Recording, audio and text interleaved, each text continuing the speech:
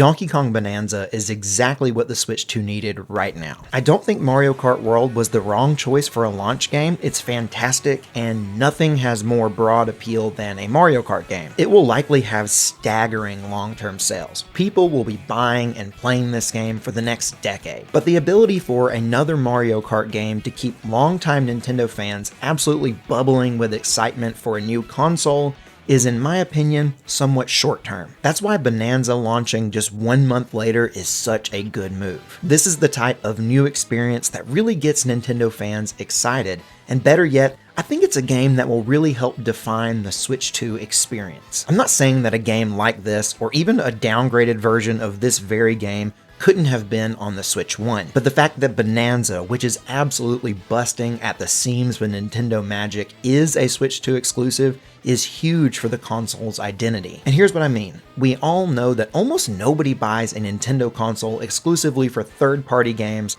like Elden Ring or Cyberpunk. Sure, playing those games in handheld is cool, but the Switch isn't the only platform doing that anymore. The primary reason to buy a Nintendo console is for games exactly like Donkey Kong Bonanza. There have been very few games on competing platforms that play and feel the way that Nintendo games do. So if you're the type of person who craves those type of games, a Nintendo console is by far the best place to be to have those experiences delivered consistently. The Switch 1 was defined by amazing titles like Mario Odyssey, Breath of the Wild, Tears of the Kingdom, Pikmin 4, Metroid Dread, Kirby and the Forgotten Land.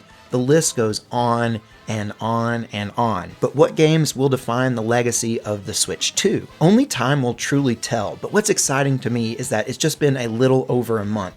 1 month, and we're already seeing the Switch 2's legacy begin to form. With games like Mario Kart World and Donkey Kong Bonanza, the initial momentum has been strong. And if Nintendo is able to keep delivering these experiences in the same way that they did in the previous generation, I think that the Switch 2 will end up surprising a lot of people.